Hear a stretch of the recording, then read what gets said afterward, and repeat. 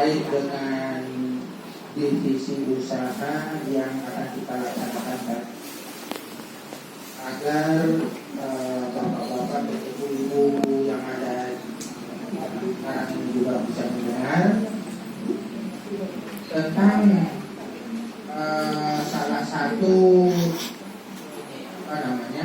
jenis usaha yang akan kita lakukan.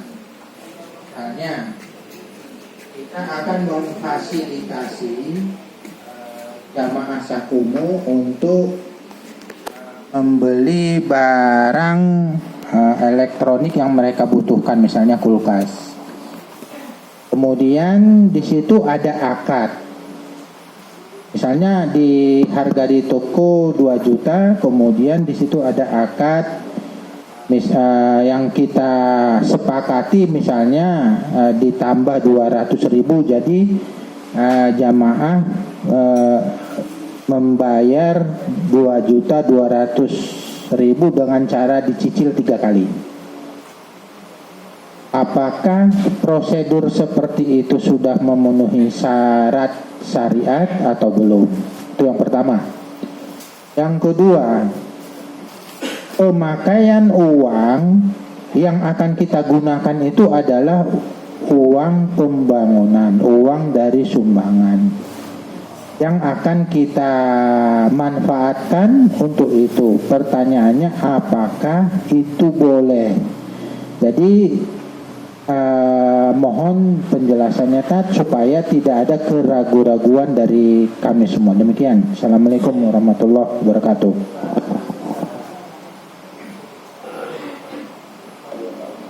Waalaikumsalam warahmatullahi wabarakatuh.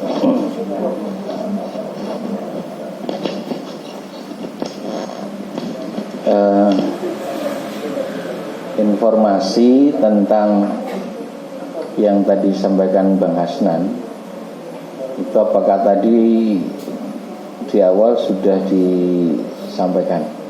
Sudah ya. Termasuk 2 pertanyaan tadi. Yang 1 yang 2 dulu. Baik.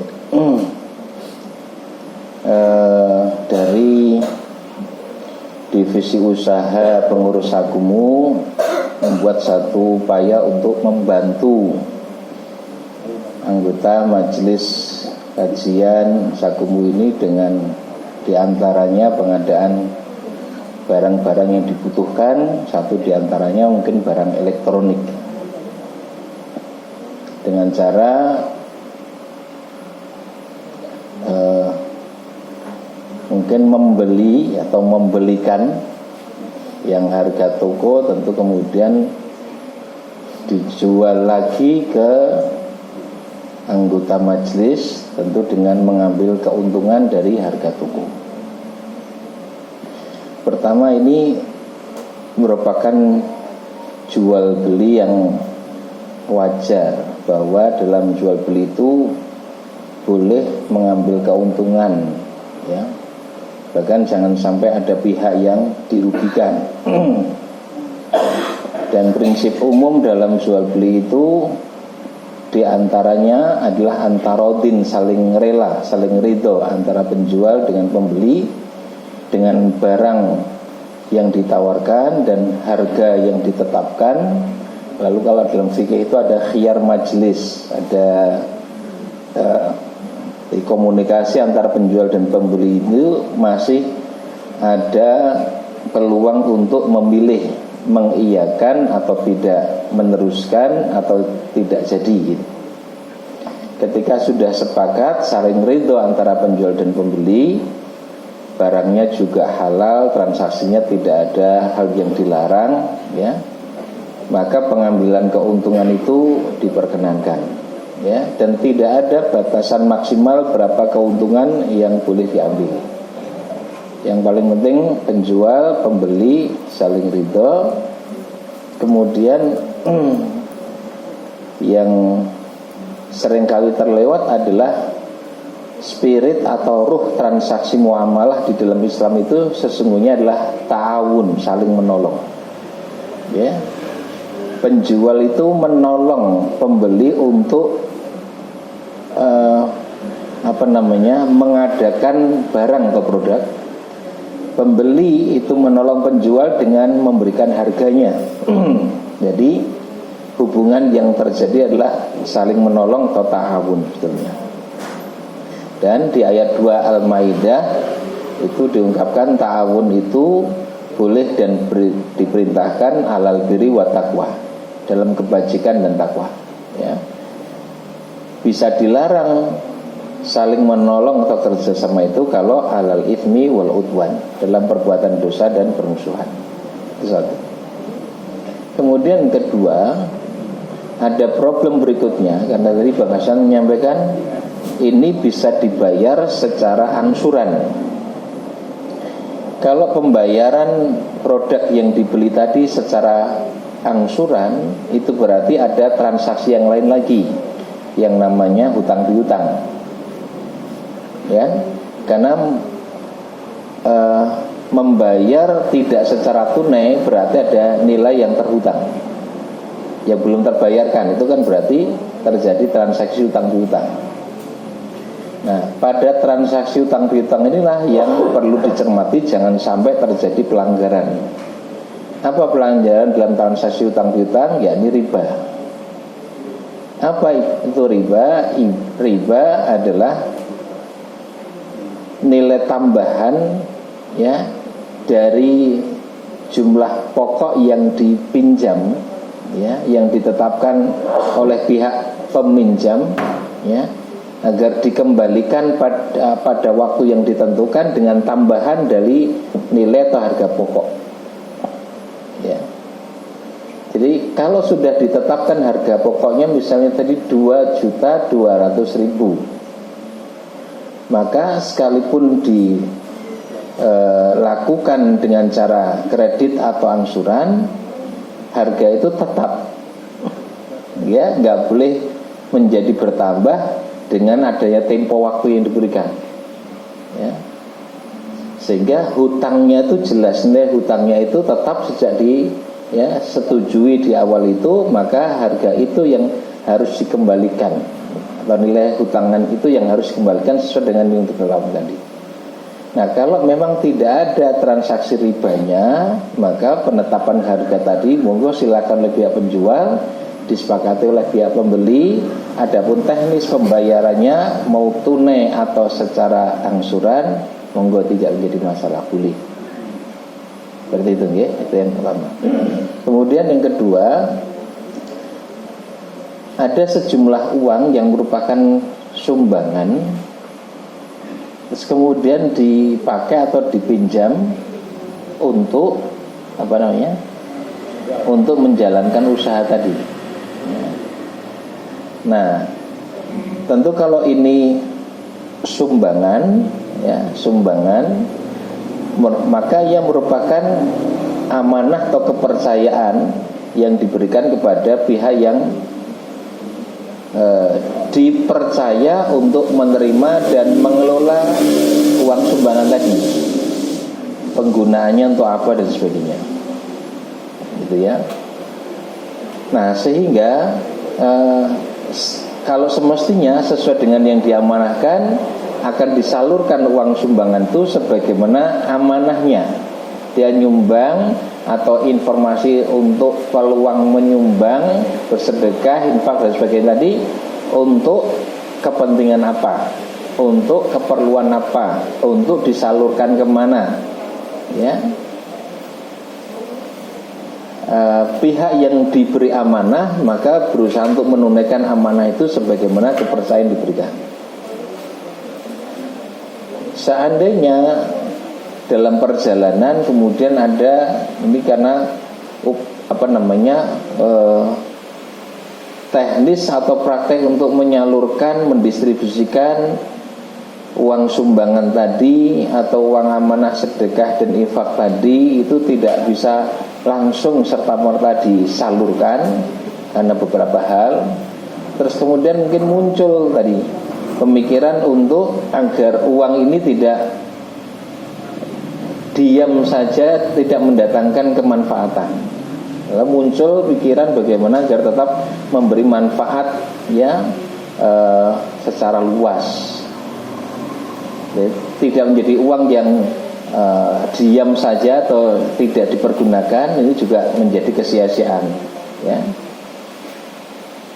Boleh kalau kemudian mau dipergunakan untuk satu yang manfaat, walaupun ini tidak ada apa namanya, tidak ada program ini misalnya, atau informasi tentang penggunaan uang sumbangan tadi untuk satu program yang tiba-tiba muncul dalam perjalanan tadi, tapi tentu mesti dikomunikasikan, lebih tepat dikomunikasikan kepada pihak yang memberikan amanah, yang ya sudah pasti lebih tepatnya seperti itu, ya. Jika tidak memungkinkan itu karena banyak hal, ya, bisa jadi ada kontak komunikasi yang hilang atau dihubungi sudah berganti nomor, atau memang kita tidak punya akses untuk kemudian menghubungi kembali, ya, atau sekian banyak orang yang hampir mustahil untuk ngasih tahu ke semuanya gitu, ya. Nah, ini masuk pada perkara yang agak sulit, maksudnya dia bisa, ya, karena kalau mengkomunikasikan semuanya tidak memungkinkan, maka setidaknya nilai dari uang sumbangan atau amanah tadi harus dijaga, ya, tidak jangan sampai kemudian berubah, ya, ada upaya untuk tetap sebagaimana nilainya. Ini sebetulnya mirip dengan wakaf tunai. Wakaf tunai itu juga fikih kontemporer, ya. Di masa Nabi tidak ada wakaf tunai dalam bentuk uang. Wakaf mesti dalam bentuk barang. Nah, belakangan dalam ranah pemikiran fikih muncul wakaf tunai, wakaf dalam bentuk uang, ya. Nah, uang ini kan sesuatu yang mungkin dipakai atau tidak dipakai, tetapi ketika ia diwakafkan, pihak yang menerima amanah wakaf itu harus menjaga nilai uang itu harus tetap, ya. Atau wakaf tunai tadi untuk satu penggunaan apa yang segera diwujudkan. Sebelum terwujud dia harus menjaga ketetapan nilai uang wakaf tunai tadi, atau harta yang merupakan wakaf tunai tadi dengan nilai yang tetap. Nah, yang paling penting di situ, karena wakaf itu kan berhenti, gitu. Jadi menghentikan nilai kepemilikan secara pribadi menjadi nilai kepemilikan secara umum. Dia menjadi kepemilikan tidak lagi pribadi tapi menjadi milik umum, ya. Nah, menjadi milik umum ini kan tidak mudah untuk kemudian tadi memintakan izin satu persatu, ya, sudah jadi milik umum enggak? Maka kewajiban yang diberi amanah adalah menjaga tetapnya nilai ini, atau sampai terwujudkan apa yang diamanahkan. Jika belum terwujud, dia harus jaga nilai ketetapan yang dipercayakan tadi. Paham ya saya di sini? Nah, kalau begitu bisa nggak nilai ini tetap dijaga walaupun agar tidak mandek atau tidak menjadi sesuatu yang bermanfaat, digunakan untuk sesuatu yang mendatangkan manfaat, tapi upayakan agar nilai ini tidak berkurang. Kalau ditambah ya monggo saja, malah lebih baik, gitu kan. Tapi jangan sampai berkurang dari nilai yang sudah dipercayakan atau diamanahkan tadi, ya. Wallahu a'lam bishawab. Menurut saya seperti itu, ya. Jadi apa yang sudah diamanahkan itu tetap terjaga, ya, sampai kita bisa berusaha untuk mewujudkannya.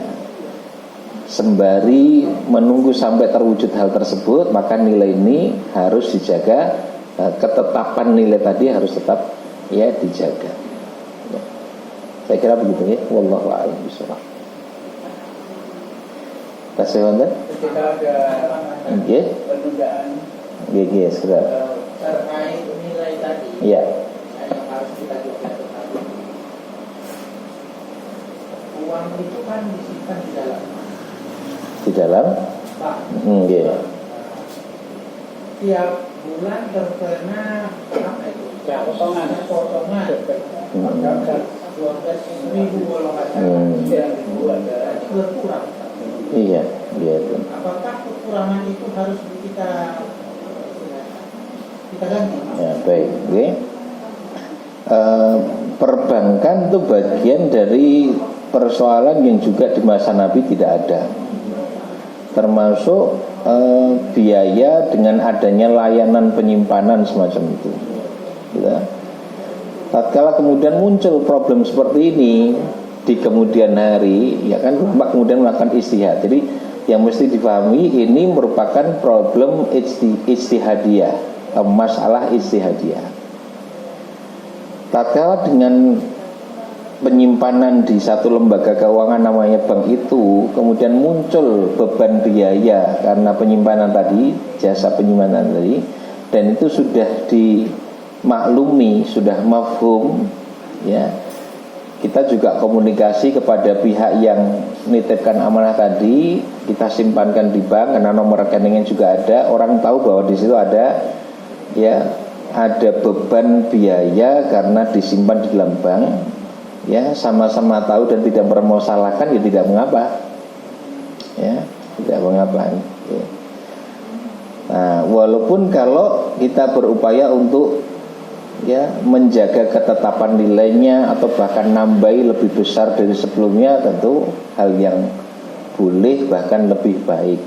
Sama seperti dalam kasus utang piutang itu, yang memberi pinjaman tidak boleh menetapkan tambahan dari nilai pokok yang dipinjamkan.